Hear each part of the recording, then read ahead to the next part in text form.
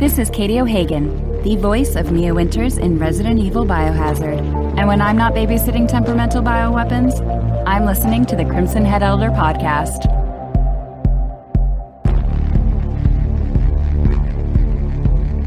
Welcome once more to your favourite podcast about your favourite video game. It's the Crimson Head Elder podcast, the #1 rated survival horror podcast on iTunes. And here's why. Joining us first before any of our pretenders with the exclusive on the remake, we've got Alison Court, everyone. And she's not alone. Exclusively for our podcast, a special reunion is taking place in the Crimson Head Elder mansion. I'm Lisa J. I am the voice of the original Sherry Birkin. Hi, Lisa. Hi, Court. How you doing? This is like a real international call. We should be doing this from Il Fornello with a bottle of wine. George and the Oracle Dragon. You got the shitty end of the stick for names. We have George and the No unicorn tears for George. Well, my partner would be Claire Redfield, right? Yes!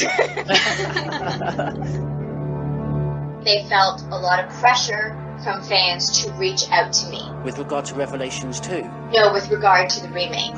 Oh wow, breaking news. Capcom did certainly feel pressured into at least extending contact. There is more to the story.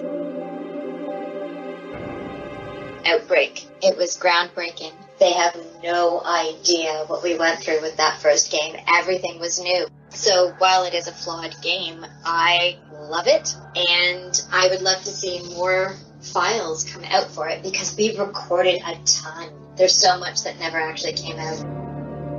There's no other game that will ever be like Code Veronica because they really pushed the limits. The Dreamcast system for its time was phenomenal. It was an absolutely beautiful game. What's the policy for swearing on here? The Ashford siblings are so fucked up and twisted, and it's wonderful. So all of the things that a lot of game players complain about in terms of the fixed camera, the loading time, I actually loved because I thought they were very Hitchcockian. They lock the player in place and they make the player feel helpless, and that adds to the terror. Thank you, George and the Oracle and your entire fan base for the fantastic questions, the continuing support. I'm Joe White, voice actor for Chris Redfield. You'll find me nowhere near this edition of the Crimson Head Elder podcast, for it is a villains special, showcasing some of Resident Evil's most sinister antagonists, and commencing with Alexia Ashford actress Leela Johnson. The story of Alexia and Alfred is as old as mythology, refined by Shakespeare, and I would say savored by Hitchcock. Alexia is my personal shadow, the part of me that can be fearless and should have some entitlement, the dark part of me that needs to be known too. She is my queen. Welcome to the third Crimson Head Elder podcast. Evil remake. Evil. You may have recognised that voice there in the background. We're very lucky to have with us today Joe White, the voice of Chris Redfield. You want to hear how the original opening of that sounded? Like this. Resident Evil! Was it very much on your feedback they decided to change that, Joe? Yes. Fortunately, I was able to drive them in a much scarier direction. Shinji's a crazy guy. There are only 3 STARS members left now on the Crimson Head Elder podcast. Captain Wesker, Barry, and myself. We don't know where the voice actress for Jill is. We did try to book her. Barry. Where's Barry? He's on the Crimson Head Elder 4th Anniversary podcast. I'll go and check it out. I'm coming with you. Can't let Burton get all the attention. Since I returned his wife and children, he's been acting up like the captain of STARS.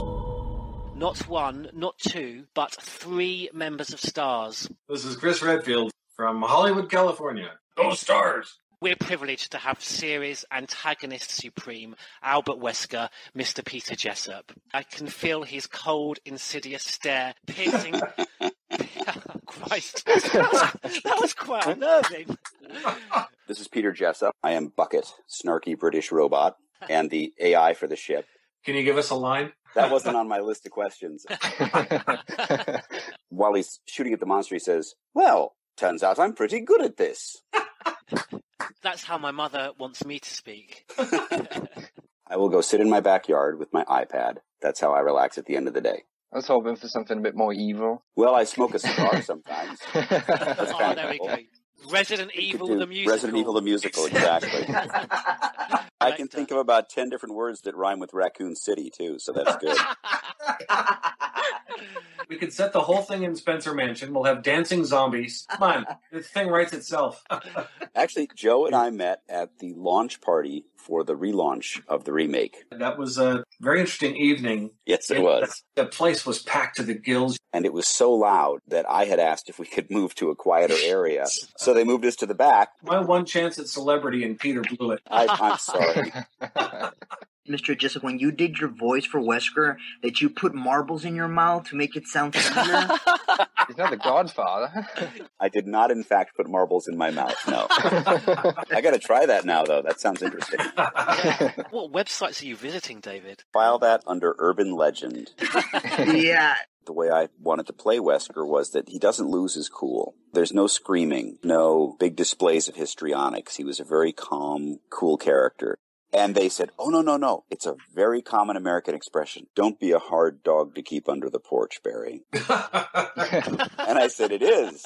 Okay." It actually became my favorite line. And when I got a copy of the remake, I got so excited to play it. And here's him say that line. I was like, yes, there's the line. I do remember some of these, yeah. I absolutely remember the Jill sandwich reference. We have Barry seeking revenge from Wesker, Wesker seeking revenge from Chris. I may need Jerry Springer to help me co-host this. Be glad there's no folding chairs. Yeah. Who are you? What are you doing here? Peter Jessup, the voice of Albert Wesker. My subject is Albert Wesker. When was Albert Wesker born? 1970. I'm afraid I don't know what you're talking about. Oh. Come on, Peter, you didn't know that? I didn't know that. That's some pretty obscure trivia. Wesker. On to you, Ed. Hi, I'm Ed Smarin. I am the voice of Barry Burton. Ed's going to kick our butts. I don't remember saying this, so my answer is Wesker. That is the correct answer. Wow. Can you feel him judging you? It was 13 years ago. It's understandable. It's okay. That's my phone. Do you need to call a friend, Joe? Hey, I don't need a friend. I have Google. The right to be a god. That right is now yours, Barry. That sounded so dark. What, no Jill sandwich? Oh, Barry, you naughty little cannibal. And with many other highly trained skills to her bow, including comedian and stilt walker. Actress for The Matriarch from Hell, Marguerite Baker. Sarah Coates, welcome to the 9th Crimson Head Elder podcast. Thank you. I'm so happy to be here. You have no idea. This is so exciting. Morpheus Duvall from Brazil. He says, I had to turn my lights on all the way through the scenario with Marguerite. I still can't get her screaming out of my head. It haunts me to this day. Would Sarah consider reading Margaret's files? To hear that voice again, to bring the files to life would be intense. I just read the files, which are really exciting. So, maybe I might just do that. Zoe, you tried to sneak up to the second floor again, didn't you? Did you think I wouldn't notice? Even after all that happened to Evelyn, you just keep talking about some strange medicine. And what are you planning to do with my altar? You better keep those sticky fingers off of it. Nobody touches my sacred altar. When I see pictures of her in the game, I'm like, oh, that looks like me. Work on your self-confidence. I think it looks really cool. I was like, oh, wow, I look wonderful. If you ever touch my altar, I will slice off your chest and I will serve it up as a pot roast. You're listening to the Crimson Head Elder podcast with special guest star, actor for Barry Burton in Revelations 2, Michael McConahy. That'd be me. Welcome to the show. Nemesis from Brazil. He asks, were there any challenges to Revelations 2 that were not relevant to your work with World of Warcraft? The character of Barry was so restrained. There was one anime series called Gungrave. The role I had in that was he was an older man in love with a younger woman, and it was so very real and so very pulled back, so much that was not said and was not done. It's a challenge, a great challenge, and that's from the same realm where Barry is coming. Toddler and grown human being and older human being, all of them affected by what I was so fortunate to have been a part of a long time ago. But it's something that still speaks to them today. You don't know what you meant to me when I was a kid growing up. Oh, wow. You got to talk about World of Warcraft. You're huge amongst that fan base. Before we go there, John, I want you to know you've done exactly what you should have done. You accomplished the job. The mission is safe, but don't ever get in my way again. Oh, my lord. I love the Frostmourne Hungers as well. That was great. Why don't you watch a nice love story, some emotions? I got emotions in my own life. I want to see something that gives me hope for the future, that says we are going to go someplace glorious. I'm Reva DePaula, voice of Rebecca Chambers. Welcome to the Crimson Head Elder Podcast. These characters are real. They need to feel real. They need to be living and breathing, and I think it's really important to keep them grounded, and I think it's so important to have like an authentic sound. You're taken out of things when it sounds like a cartoon. This isn't a cartoon. Going all the way back to the good old days of Contra, and yeah, you got a lot of respect when that came up in the first interview. I actually had to Google what it was. I had no idea. What? I was 2 years old. Contra was cool. That's not nerd. That's not nerd at all. This is a real gamer question. Hello everyone, this is the Oracle Dragon, and we have a special feature for you. Rebecca's Report, read by Reva DePaula, in character as Rebecca Chambers. As a special treat, Yuki, the Crimson Head Elder Translator, a native Japanese, has provided us with an English translation of the original Japanese. On July 23rd, a burning MP car was found in the Arklay Mountains. There were bodies of MP officers and also an unidentified body lying nearby. According to information by the military. Exclusively for the Crimson Head Elder podcast, Raj Mariah debuts his unreleased theme for Resident Evil Dead Aim, the game he is both composer for and plays main protagonist Bruce McGivern. Never before played outside of Japan, we now present it as an exclusive for our residents.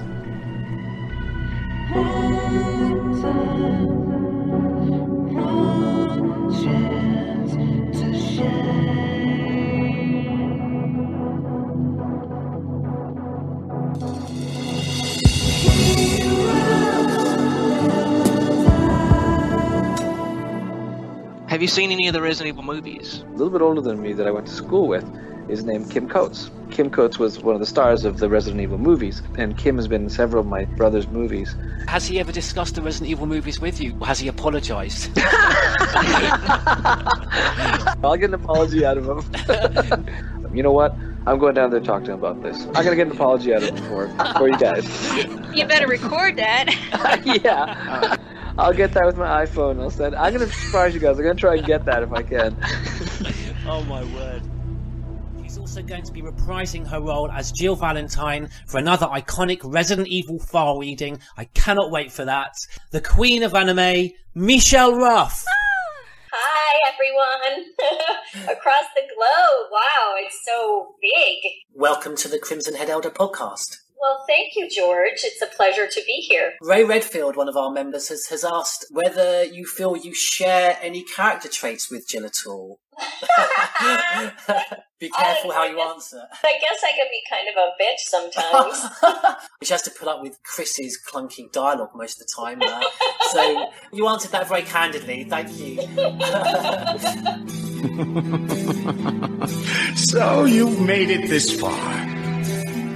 By putting a bullet through the brain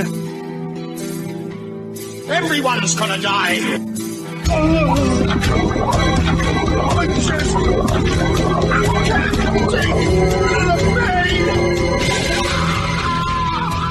And now, Gary Crawford, the actor for Chief Brian Irons, will reprise his role exclusively for the Crimson Head Elder podcast and read from that iconic Resident Evil 2 file, Chief's Diary. September 23rd. It's all over. Those imbeciles from Umbrella have finally done it. Despite all their promises, they've ruined my town. Soon the streets will be infested with zombies. I'm beginning to think that I may be infected myself. I'll kill everyone in town if this turns out to be true. We're joined by another very special guest in the Crimson Head Elder Mansion, star of Resident Evil 3, Jill Valentine actress, Catherine Disher's with us, everyone. Yes! 3 or 4 guys from Japan who did not speak English in the room at all times when we were doing this, the game creators and the writer, and they had a translator there. And I was sort of very aware that I didn't want to come off sounding as though I were doing some bad martial arts impressions in front of these Japanese kids. So I didn't want to go, hi-ya! You know, I was tying myself in knots trying to figure out noises that I could make that didn't sound like I was making fun of the whole genre. And, and they were shaking their heads, and the translator would say, you know, more like this. Finally, I said, well, I kind of gestured and said, well, you, give me a hint. Yeah. And so one by one, they went down the line, and they all did classic martial arts, you know, you know, okay, that's what they want. That is what they wanted. This is Michelle Ruff, the voice of Jill Valentine, and when I'm not stranded on the Queen Zenobia, I listen to the Crimson Head Elder podcast. Can you see that area behind me beneath the red tinted sky? That is what's left of Raccoon City. Our platoon is cut off! No survivors found! I'd rather starve to death in here than be eaten by one of those undead monsters! We're both gonna die! Wait, don't shoot! Down! I lost all my men because of her! All is lost. Cries of